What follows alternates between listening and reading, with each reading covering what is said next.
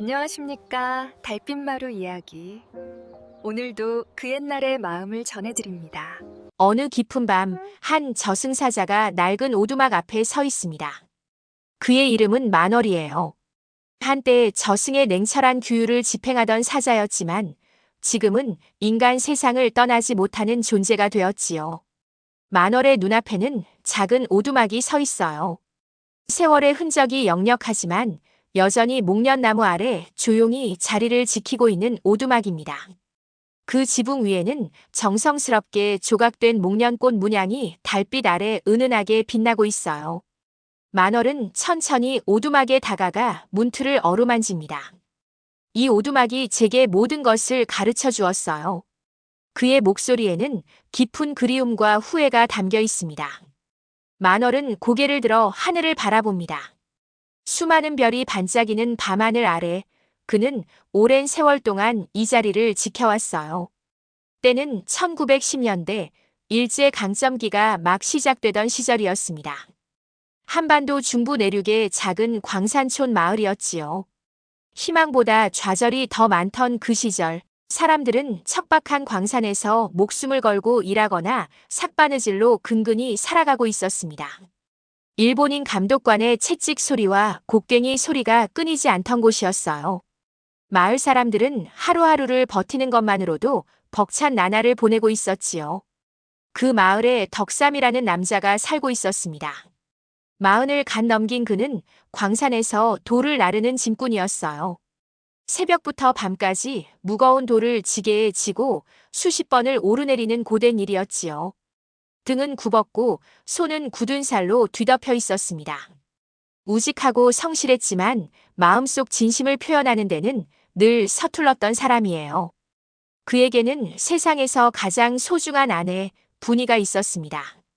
38배 분이는 남편이 광산 일을 하는 동안 삭바느질로 생계를 도왔어요. 투박한 손에는 실밥 자국과 바늘에 찔린 상처가 가득했지만 그녀는 결코 내색하지 않았습니다. 밤이 깊도록 등잔불 아래에서 바느질을 하며 남편을 기다리던 아내였지요. 강인하고 현명한 그리고 속정 깊은 여인이었습니다. 덕삼은 분이에게 약속했어요. 그녀의 생일에 집 앞 목련나무 아래 작은 오두막을 지어주겠노라고요. 둘만의 작은 쉼터, 고단한 삶 속에서 잠시나마 숨 쉴 수 있는 공간을 만들어주겠다고 말입니다. 분이가 아끼던 목련나무는 남편이 장가오던 날 심은 것이었어요.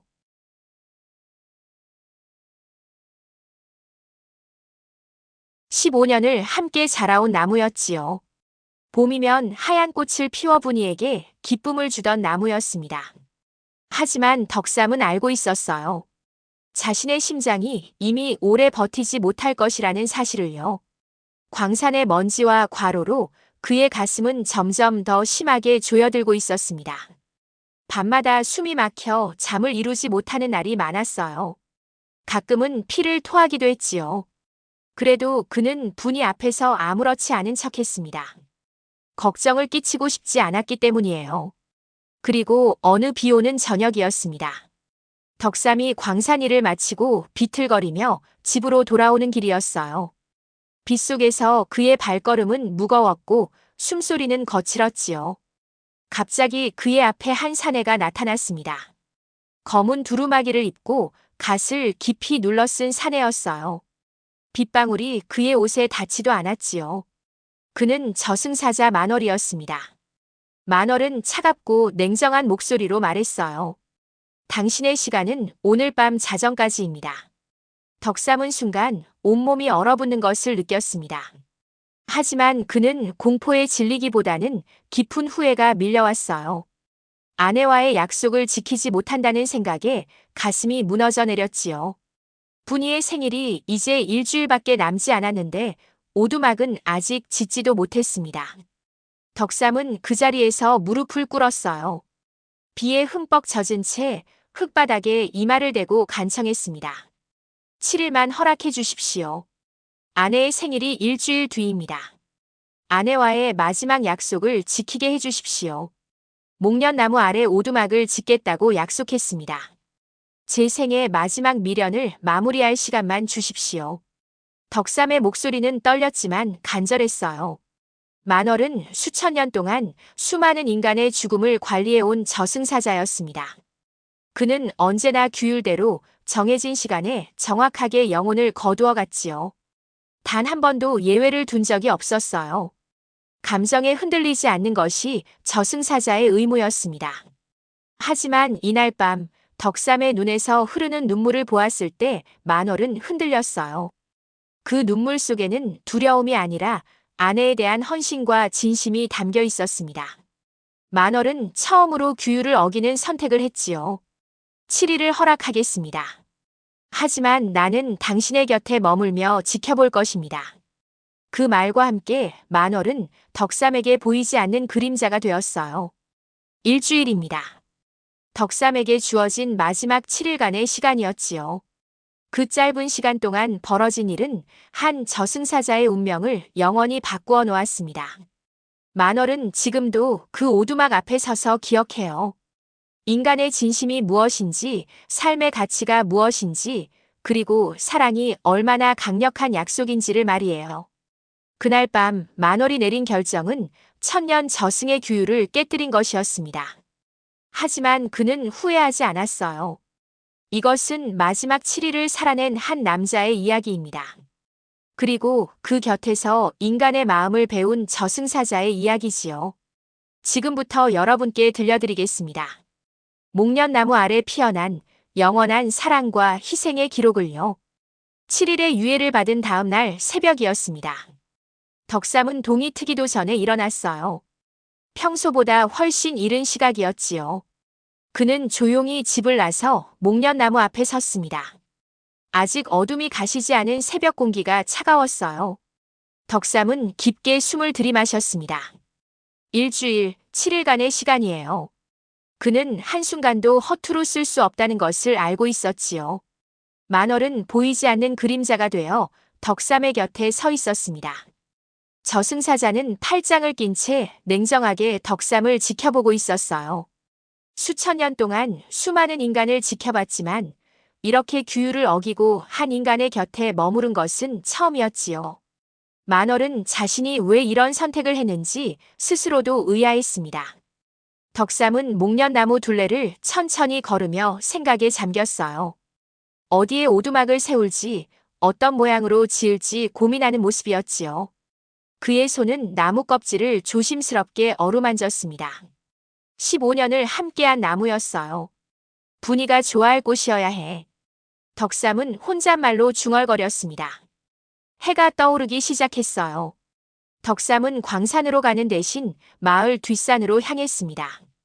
오두막을 지을 나무를 구하러 가는 것이었지요. 만월은 그를 따라갔습니다. 광산 인근에는 버려진 나무 토막들이 여기저기 흩어져 있었어요. 일본인들이 갱도를 만들 때 쓰다 남긴 자재들이었지요. 덕삼은 그것들을 하나하나 살펴보며 쓸만한 것들을 골랐습니다. 이 나무면 기둥을 세울 수 있겠어. 이건 지붕에 쓰면 되겠고. 그는 조심스럽게 나무들을 손수레에 실었어요. 무거운 짐이었지만 덕삼의 얼굴에는 미소가 번졌지요. 만월은 그 모습을 보며 고개를 갸웃했습니다. 죽음을 일주일 앞둔 사람의 얼굴이라고는 믿기 힘든 표정이었어요. 보통 사람들은 죽음 앞에서 절망하거나 두려워했지요. 하지만 덕삼의 눈빛에는 오히려 희망이 가득했습니다. 덕삼은 손수레를 끌고 집으로 돌아왔어요. 햇살이 따스하게 내리쬐는 오전이었지요. 분이가 마당에서 빨래를 널다가 남편을 보고 놀랐습니다. 여보, 오늘은 광산에 안 가셨어요? 분이가 물었어요. 덕삼은 환하게 웃으며 대답했습니다. 오늘부터 당신의 생일 선물을 만들 거요. 약속했던 오두막 말이요. 분이는 어리둥절한 표정을 지었어요. 남편이 갑자기 이렇게 적극적으로 나선 것이 낯설었지요. 하지만 광산 일은요. 일주일만 쉬겠소. 그동안 당신께 미안했던 마음을 갚고 싶소. 덕삼의 목소리는 진지했습니다. 분이는 남편의 눈을 바라봤어요. 뭔가 평소와 다른 느낌이 들었지만 정확히 무엇인지는 알 수 없었지요. 알겠어요. 제가 도울 일이 있으면 말씀하세요.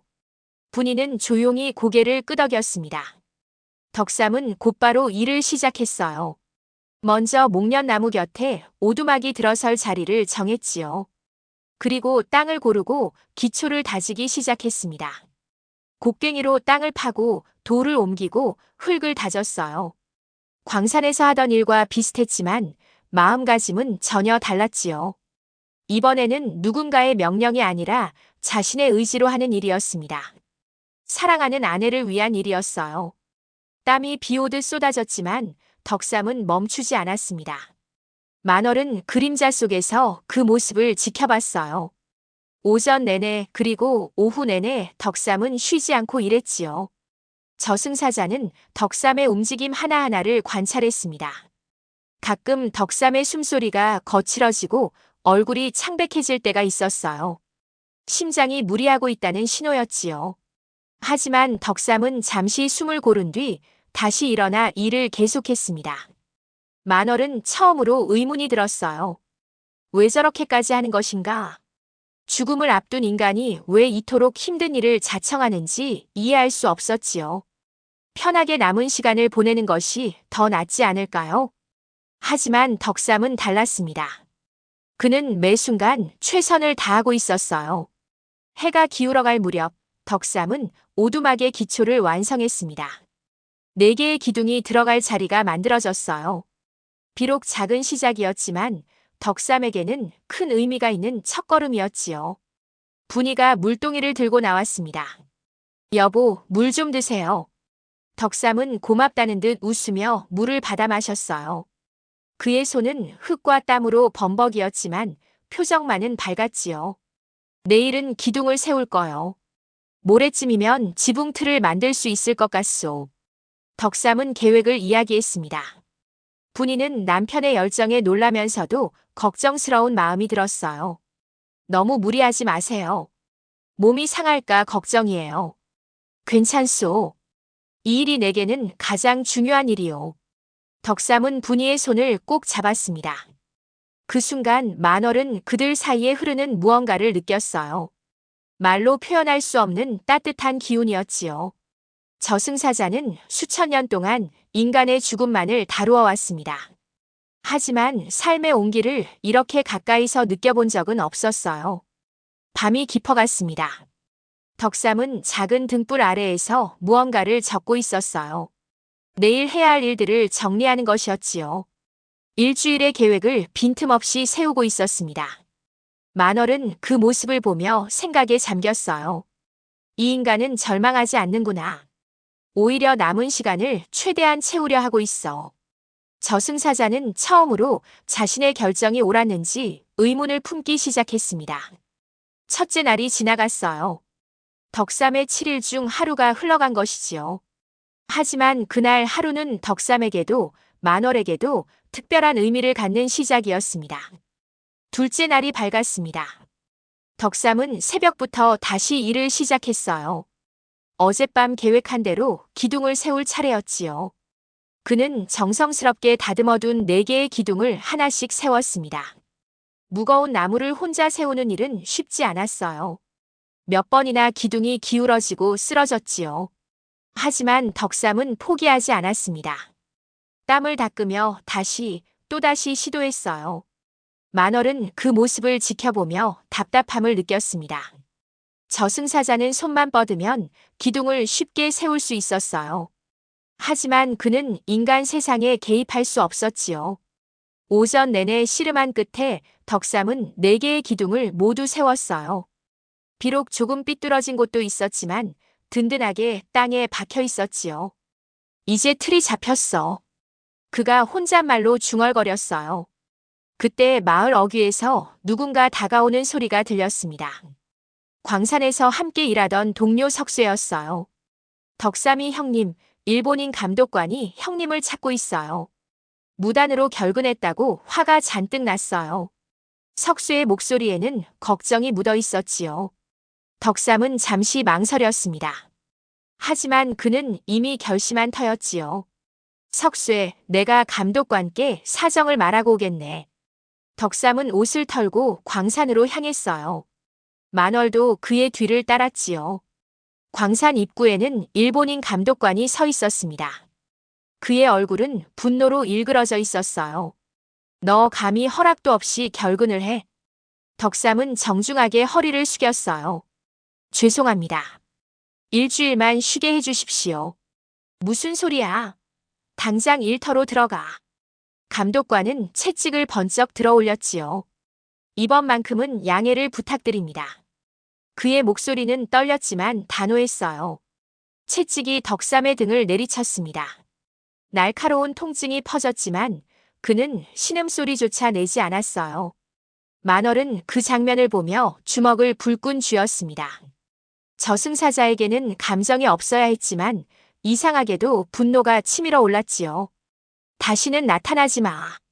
감독관이 내뱉듯 말했습니다. 덕삼은 천천히 몸을 일으켰어요. 등은 쓰라렸지만 그의 얼굴에는 오히려 안도의 빛이 보였지요.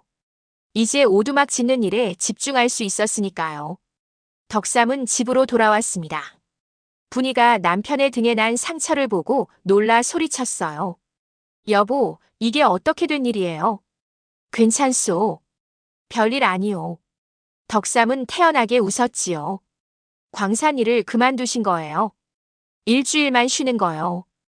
당신의 생일 선물을 완성하고 싶소. 분이는 남편의 등에 약을 발라주며 눈물을 참았습니다. 요즘 남편이 이상했어요. 평소와 다르게 적극적이고 무언가에 쫓기듯 서두르는 것 같았지요. 여보, 무슨 일 있으세요?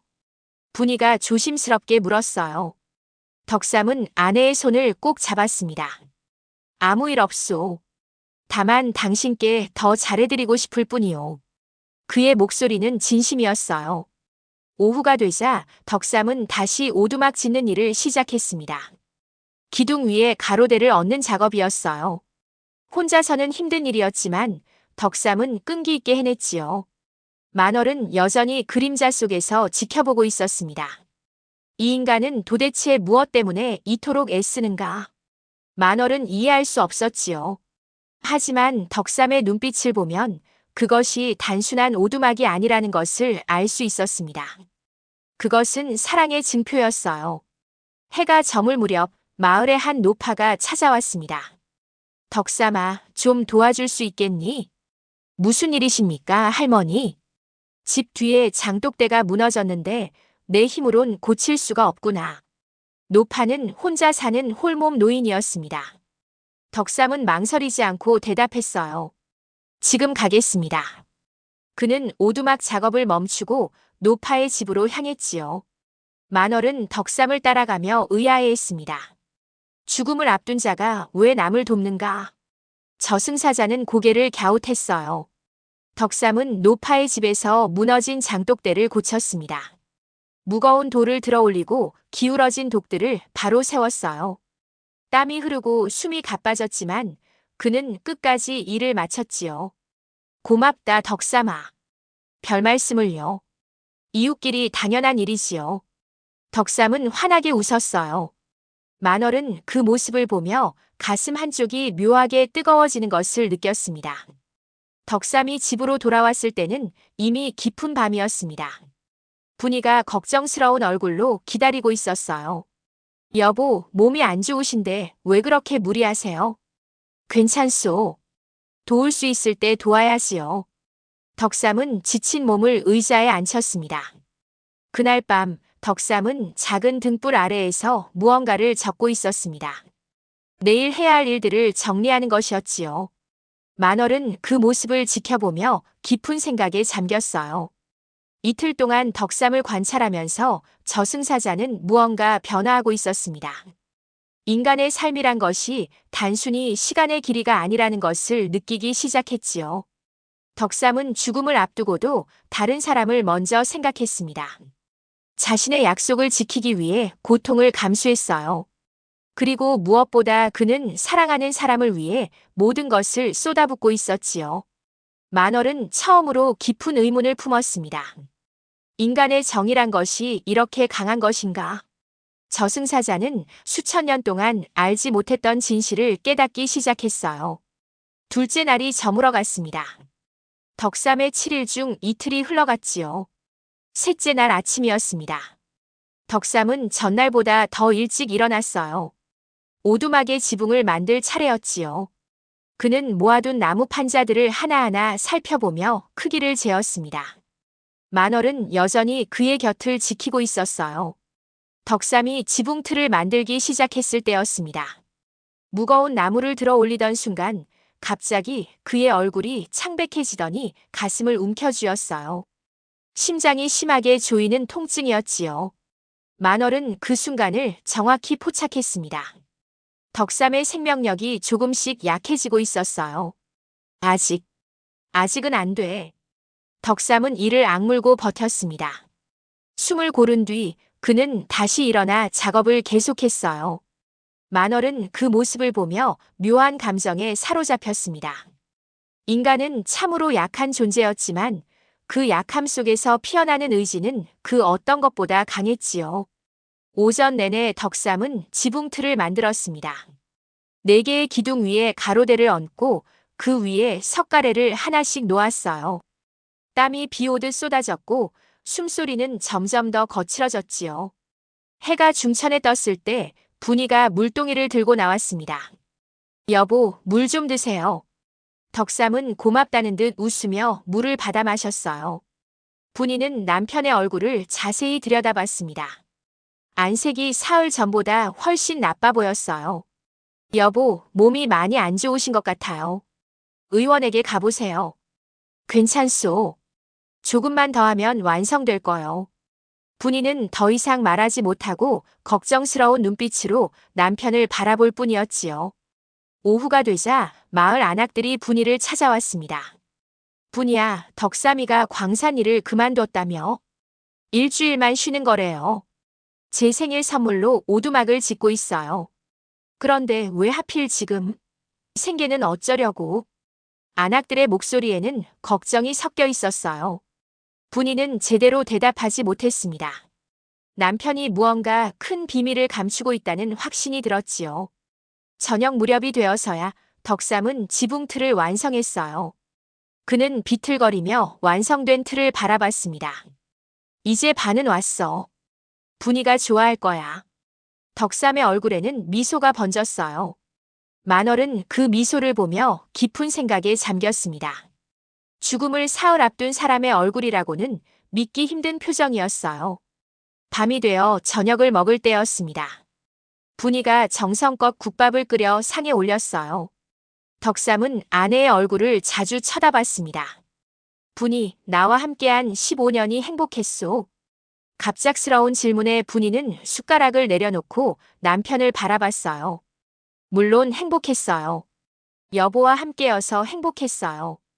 고맙소. 당신이 내 아내여서 참 다행이요. 덕삼은 아내의 손을 꼭 잡았습니다. 분이는 남편의 손이 평소보다 차갑다는 것을 느꼈어요.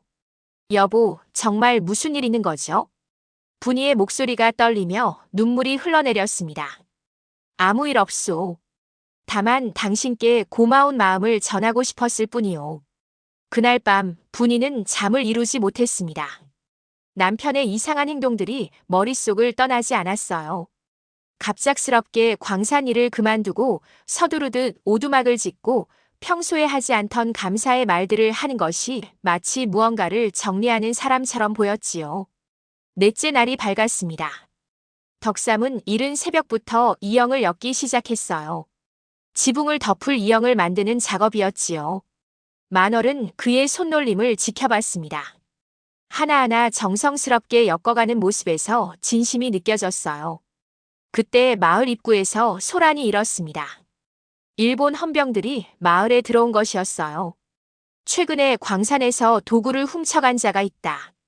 마을을 수색하겠다. 헌병들이 집집마다 돌아다니며 수색하기 시작했습니다. 덕삼의 집에도 헌병들이 왔어요. 이 나무들은 어디서 구한 것이냐? 광산 근처에 버려진 자재들을 주워왔습니다. 헌병은 의심스러운 눈초리로 덕삼을 바라봤지요.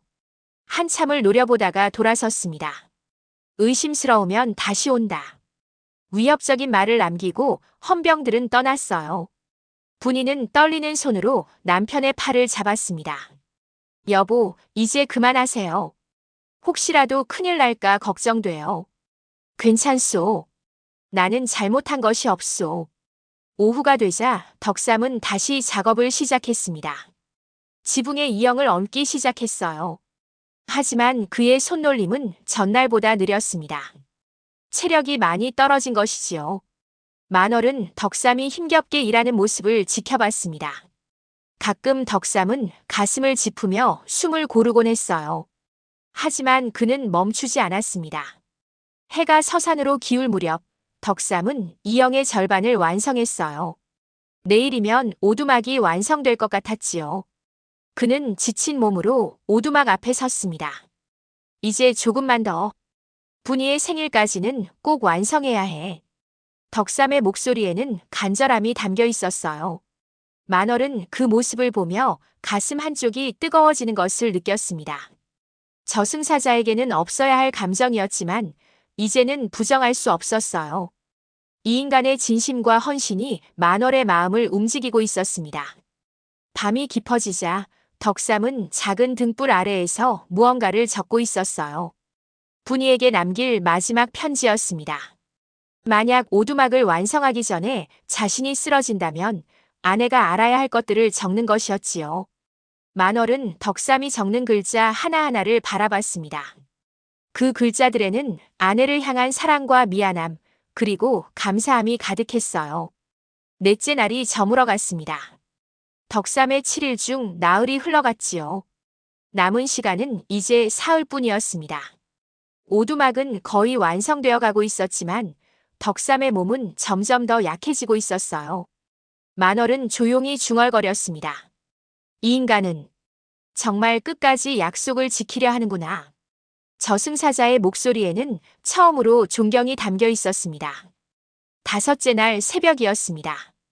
덕삼은 몸을 일으키려다 심한 어지러움을 느꼈어요.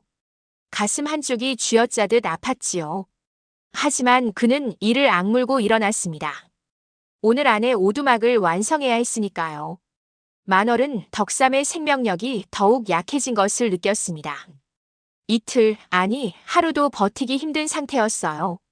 덕삼은 비틀거리며 오두막으로 향했습니다. 남은 이형을 지붕에 얹기 시작했어요. 손이 떨렸지만 그는 한 장 한 장 정성껏 올렸지요. 분이가 일찍 일어나 남편을 봤습니다. 남편의 뒷모습이 평소보다 훨씬 작아 보였어요. 그녀는 조용히 다가가 남편의 등에 손을 얹었습니다. 여보. 분이의 목소리가 떨렸어요. 덕삼은 깜짝 놀라 돌아봤습니다.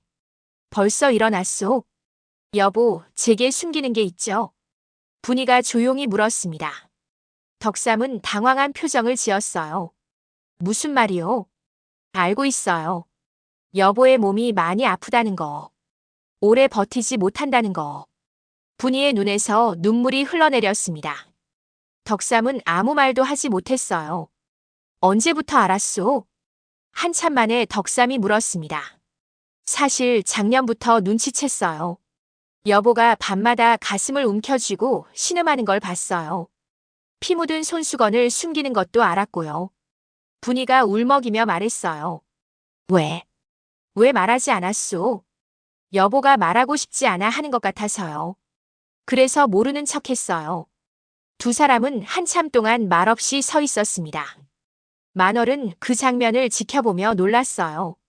분이도 남편의 상태를 알고 있었던 것입니다. 하지만 그녀는 남편을 괴롭히지 않기 위해 모르는 척했던 거예요. 미안하오, 분이. 당신에게 이런 아픔을 주게 되어. 덕삼의 목소리가 떨렸습니다. 미안해하지 마세요.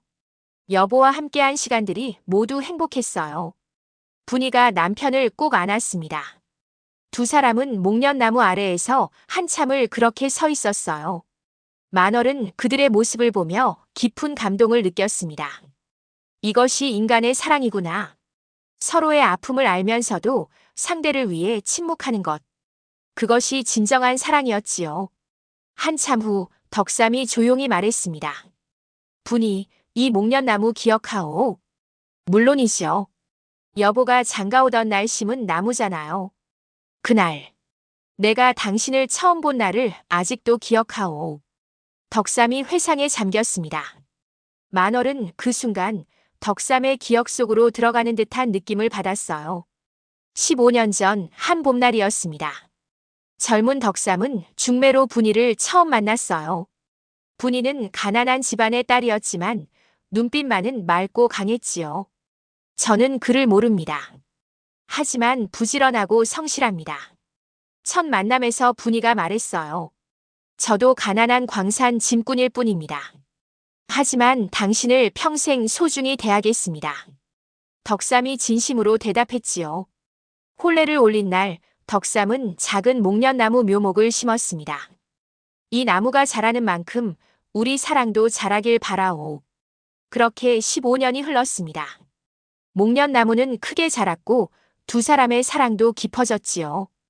비록 자식은 없었지만 그들은 서로를 의지하며 살았습니다.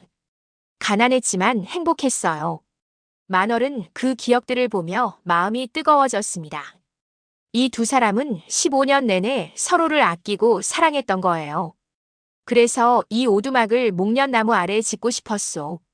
우리 사랑이 시작된 곳이니까. 덕삼이 말했습니다. 알고 있어요. 여보의 마음을 알고 있어요. 분이가 눈물을 닦으며 웃었어요. 이제 함께 완성합시다. 우리 둘이서. 그날 오후 두 사람은 함께 오두막을 완성했습니다. 분이가 이형을 건네주면 덕삼이 지붕에 올렸어요. 말은 많지 않았지만 두 사람의 손길에는 깊은 애정이 담겨 있었지요. 해가 기울 무렵 마침내 오두막이 완성되었습니다. 작지만 아늑한 오두막이었어요. 목련나무 그늘 아래 두 사람만의 공간이 생긴 것이지요. 들어가 보시겠소? 덕삼이 분이의 손을 잡고 오두막 안으로 들어갔습니다. 좁은 공간이었지만 두 사람이 앉기에는 충분했어요. 좋아요. 정말 좋아요. 분이가 환하게 웃었습니다. 덕삼은 품 안에서 무언가를 꺼냈어요. 작은 나무 조각이었습니다. 목련꽃 모양으로 정성스럽게 깎은 조각이었지요. 이걸 지붕에 달 거요. 당신이 좋아하는 목련꽃처럼. 여보. 분이는 더 이상 참지 못하고 울음을 터뜨렸습니다. 덕삼도 눈물을 흘리며 아내를 꼭 안았어요. 만월은 그 광경을 보며 자신도 모르게 눈시울이 뜨거워지는 것을 느꼈습니다. 저승사자에게는 눈물이 없어야 했지만 이 순간만큼은 그것을 부정할 수 없었어요. 밤이 되었습니다. 덕삼은 오두막 지붕에 올라가 목련꽃 조각을 달았어요. 달빛 아래에서 그 조각이 은은하게 빛났습니다. 완성됐소. 덕삼이 비틀거리며 내려왔습니다. 분이가 남편을 부축했어요. 고마워요, 여보. 평생 간직할게요. 당신을 만나 행복했소, 분이.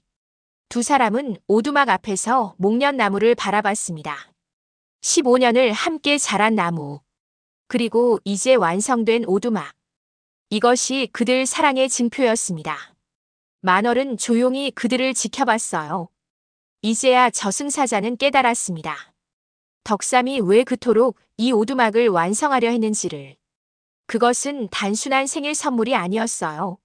남겨질 아내에게 주는 마지막 사랑의 선물이었습니다. 함께한 시간의 기록이자 영원한 약속이었지요. 5째 날이 저물어갔습니다.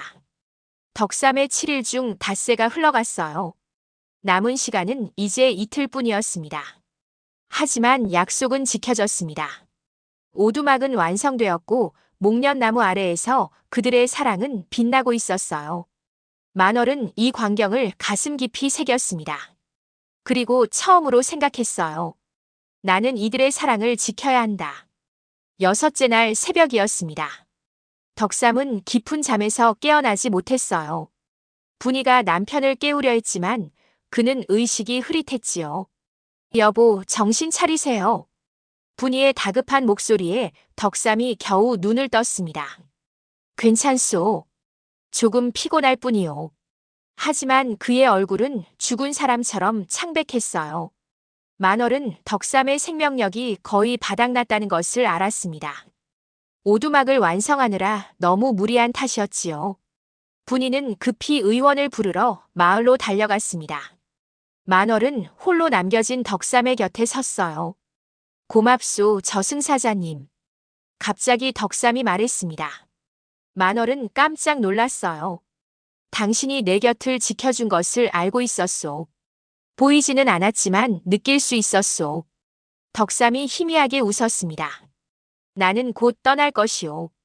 하지만 후회는 없소. 약속을 지켰으니까. 덕삼의 목소리는 약했지만 평온했습니다. 그때였습니다. 갑자기 하늘이 어두워지더니 검은 구름이 몰려왔어요. 만월은 그 기운을 느끼고 몸이 얼어붙었습니다. 저승에서 사자들이 온 것이었어요. 3명의 저승사자가 덕삼의 집 앞에 나타났습니다. 만월, 내가 여기 있었구나. 가장 나이 많아 보이는 사자 무진이 말했습니다. 내가 규율을 어겼다는 소식이 저승 전체에 퍼졌다. 염라대왕께서 크게 노하셨어. 무진의 목소리는 차갑게 가라앉아 있었습니다. 이 인간의 시간은 이미 끝났다. 당장 데려가겠다. 다른 사자들이 덕삼에게 다가갔어요. 만월은 본능적으로 그들 앞을 막아섰습니다. 아직 이틀이 남았소. 내가 멋대로 준 시간이 무슨 의미가 있느냐? 규율은 규율이다. 무진이 날카롭게 말했어요. 하지만 이 사람은 모두가 특별하다고 말한다. 모두가 시간을 더 달라고 애원한다. 무진이 손을 들자 검은 기운이 만월을 밀어냈습니다. 다른 사자들이 덕삼에게 사슬을 걸려고 했어요. 바로 그때였습니다. 만지지 마세요. 분이가 의원과 함께 돌아와 남편을 감싸 안았습니다. 의원이 덕삼의 맥을 짚었어요. 그의 얼굴이 굳어졌습니다. 이미 너무 늦었습니다. 의원의 말에 분이는 절규했어요. 안 돼요. 여보, 내일이 제 생일이에요. 함께 오두막에 앉기로 약속했잖아요. 분이의 울음소리가 하늘을 찔렀습니다. 만월은 그 모습을 보며 가슴이 찢어지는 것 같았어요. 바로 그때 하늘에서 천둥이 쳤어요. 염라대왕의 직접적인 명령이었어요. 만월, 너는 천년의 규율을 어겼다. 즉시 그 인간의 영혼을 거두고 저승으로 돌아와 심판을 받아라. 염라대왕의 목소리가 천지를 울렸습니다. 만월은 무릎을 꿇었어요. 죄송합니다, 덕삼 어르신. 만월이 고개를 숙였습니다. 아니요. 당신은 나에게 가장 소중한 선물을 주었소. 덕삼은 분이를 바라봤습니다. 분이 사랑하오. 다음 생에도 당신의 남편이 되고 싶소. 여보, 여보. 분이가 남편을 꼭 안았어요. 무진이 손을 들어 사슬을 던지려는 순간이었습니다. 만월이 벌떡 일어나 그들 앞을 다시 막아섰어요. 안 됩니다. 만월, 비켜라. 형님, 그리고 염라대왕님께 전하겠습니다. 만월의 목소리는 떨렸지만 단호했습니다. 이 사람의 7일은 소멸이 아닌 완성을 위함이었습니다. 그는 죽음 앞에서도 사랑하는 사람을 위해 마지막까지 최선을 다했습니다. 그게 무슨? 그는 제게 가르쳐 주었습니다. 삶의 가치가 무엇인지, 사랑이 무엇인지. 만월의 외침에 주변이 조용해졌습니다. 저는 이 사람의 마지막을 지킬 것입니다. 설령 그것이 저승의 규율을 어기는 일이라 해도. 천둥이 다시 쳤어요. 염라대왕의 분노였습니다. 만월, 너는 지금 무슨 짓을 하는 것이냐? 저는 제가 본 진실을 말씀드릴 뿐입니다. 이 사람의 삶은 규율로 재단할 수 없습니다. 만월의 온몸에서 푸른 빛이 퍼져나왔어요. 저승사자로서의 힘을 모두 쏟아내는 것이었지요. 무진과 다른 사자들이 뒤로 밀려났습니다. 미친놈. 내가 지금 염라대왕님께 반역하는 것이냐? 반역이 아닙니다. 간청입니다. 제발. 이 사람에게 마지막 하루만 더 주십시오. 만월이 하늘을 향해 무릎 꿇고 절했습니다. 내일은 그의 아내 생일입니다. 그 하루만. 긴 침묵이 흘렀습니다. 천천히 천둥 소리가 잦아들었어요. 염라대왕의 목소리가 다시 들려왔습니다. 좋다. 하루를 더 주겠다. 하지만 만월, 너는 그 대가를 치러야 한다. 감사합니다. 만월이 고개를 숙였습니다. 무진과 다른 사자들이 사라졌어요. 만월은 쓰러지듯 바닥에 앉았습니다. 저승사자로서의 힘을 거의 다 소진한 것이었지요. 덕삼은 만월을 바라보며 희미하게 웃었습니다. 고맙소. 정말 고맙소. 6째 날이 저물어 갔습니다. 내일은 분이의 생일. 그리고 덕삼의 마지막 날이었습니다. 만월은 조용히 중얼거렸어요. 내일. 그대의 마지막 약속을 꼭 지키게 해드리겠습니다. 저승사자의 눈에서 처음으로 눈물이 흘러내렸습니다. 7째 날이 밝았습니다. 분이의 생일날이었어요. 덕삼은 온 힘을 다해 몸을 일으켰습니다. 분이가 놀라 남편을 부축했어요. 여보, 누워 계세요. 몸이 그렇게 안 좋으신데. 안 돼요. 오늘은 당신의 생일이요. 함께 오두막에 앉기로 약속했소. 덕삼의 목소리는 약했지만 단호했습니다. 만월은 덕삼의 곁에서 그를 지켜봤어요. 저승사자로서의 힘을 거의 잃었지만 마지막까지 이들을 지키겠다고 다짐했지요. 아침 햇살이 목련나무를 비췄습니다. 덕삼은 분이의 손을 잡고 천천히 오두막으로 걸어갔어요. 한 걸음 한 걸음이 힘겨웠지만 그는 멈추지 않았습니다. 오두막 앞에 도착했을 때 덕삼은 잠시 숨을 고르며 지붕 위의 목련꽃 조각을 바라봤어요. 완성했소. 우리만의 공간을. 네, 여보. 정말 아름다워요. 분이가 눈물을 글썽이며 말했습니다. 두 사람은 오두막 안으로 들어갔어요. 좁은 공간이었지만 두 사람이 앉기에는 충분했지요. 햇살이 나무 틈으로 들어와 두 사람을 따뜻하게 감싸주었습니다. 분이, 내가 준비한 게 있소. 덕삼이 품에서 작은 보자기를 꺼냈어요. 그 안에는 분이가 좋아하는 약과 몇 개가 들어있었습니다. 이걸 언제? 사흘 전 밤에 마을 안악에게 부탁해서 만들었소. 당신의 생일 선물이요. 분이는 더 이상 참지 못하고 울음을 터뜨렸습니다. 여보, 여보. 덕삼은 아내의 손을 꼭 잡았어요. 울지 마시오. 오늘은 기쁜 날이요. 어떻게 웃어요? 여보가 이렇게 아픈데. 나는 행복하오. 당신과 함께 이 순간을 보낼 수 있어서. 덕삼의 얼굴에는 평화로운 미소가 번졌습니다. 두 사람은 한참을 말없이 앉아 있었어요. 바람이 불어와 목련나무 잎을 흔들었지요. 분이, 우리 처음 만났던 날 기억하오? 물론이죠. 나는 그날부터 당신을 사랑했소. 첫눈에 반했지. 덕삼이 회상에 잠겼습니다. 저도 그랬어요. 여보의 눈빛이 참 맑고 진실했어요. 15년 동안 당신에게 잘해주지 못해 미안하오. 가난하게 살게 해서 자식도 주지 못해서. 그런 말씀하지 마세요. 저는 행복했어요. 여보와 함께한 모든 순간이 소중했어요. 분이가 남편의 손을 더욱 꼭 잡았습니다. 덕삼은 품에서 또 하나의 편지를 꺼냈어요. 이건 당신에게 쓴 편지요. 내가 평생 하고 싶었던 말들을 적었소. 여보, 지금 읽지 마시오. 내가 떠난 후에 읽으시오. 분이는 편지를 받아들고 가슴에 꼭 안았습니다. 시간이 천천히 흘렀어요. 햇살이 조금씩 기울어지고 있었습니다. 덕삼은 점점 더 지쳐갔지만 아내의 손을 놓지 않았어요. 분이, 약속하시오. 무슨 약속이요? 내가 없어도 씩씩하게 살겠다고. 이 오두막에서 목련꽃을 보며 웃겠다고. 여보, 그런 말 하지 마세요. 약속하시오. 덕삼의 목소리에 힘이 들어갔습니다. 분이는 눈물을 흘리며 고개를 끄덕였어요. 약속할게요. 하지만 여보도 약속해주세요. 무슨 약속을? 다음 생에도 꼭 저를 찾아와 주세요. 그때도 이렇게 목련나무를 심고 오두막을 짓고 함께 늙어가요. 덕삼은 눈물을 흘리며 웃었습니다. 약속하오. 1000번을 다시 태어나도 당신만을 사랑하겠소. 두 사람은 포옹했어요. 만월은 그 장면을 지켜보며 가슴이 뜨거워지는 것을 느꼈습니다.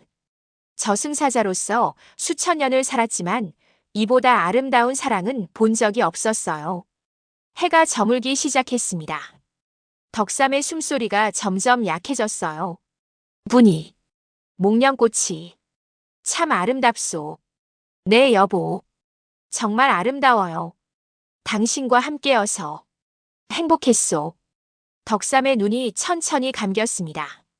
여보, 여보. 분이가 남편을 흔들었지만 덕삼은 대답하지 않았어요. 그의 얼굴에는 평화로운 미소가 남아 있었습니다. 만월은 천천히 다가갔어요. 이제 덕삼의 영혼을 거두어 가야 할 때였습니다. 덕삼의 영혼이 몸에서 천천히 빠져나왔어요. 그는 만월을 보고 미소 지었습니다. 고맙소, 만월. 당신 덕분에 마지막 약속을 지킬 수 있었소. 아닙니다. 제가 오히려 배웠습니다. 만월이 깊이 고개를 숙였습니다. 덕삼의 영혼이 분이를 바라봤어요. 사랑하오, 분이. 다음 생에 꼭 다시 만나리다. 그는 천천히 빛이 되어 사라졌습니다. 분이는 남편의 시신을 안고 목 놓아 울었어요. 여보, 여보. 그녀의 울음소리가 목련나무 아래 온 마을에 울려 퍼졌습니다. 만월은 조용히 하늘을 올려다봤어요. 덕삼이라는 사람이 살다 갔습니다. 그는 저에게 삶의 의미를 가르쳐 주었습니다. 저승사자의 목소리는 떨리고 있었습니다. 이제 저는 제 벌을 받겠습니다. 일곱째 날이 저물었습니다. 덕삼의 7일이 끝났어요. 하지만 그가 남긴 사랑은 끝나지 않았습니다. 목련나무 아래 오두막은 그들의 영원한 약속을 증명하고 있었지요. 만월은 마지막으로 오두막을 바라봤습니다. 그리고 천천히 저승으로 돌아갈 준비를 했어요. 규율을 어긴 대가를 치를 시간이었습니다. 만월은 저승으로 돌아왔습니다. 염라대왕의 정각 앞에 무릎을 꿇었어요. 수많은 저승사자들이 지켜보는 가운데 심판이 시작되었지요. 만월, 너는 천년 규율을 어겼다. 무엇이라 변명하겠느냐? 염라대왕의 목소리가 정각을 울렸습니다. 만월은 고개를 들어 대왕을 똑바로 바라봤어요. 변명은 없습니다. 다만 제가 본 것을 말씀드리겠습니다.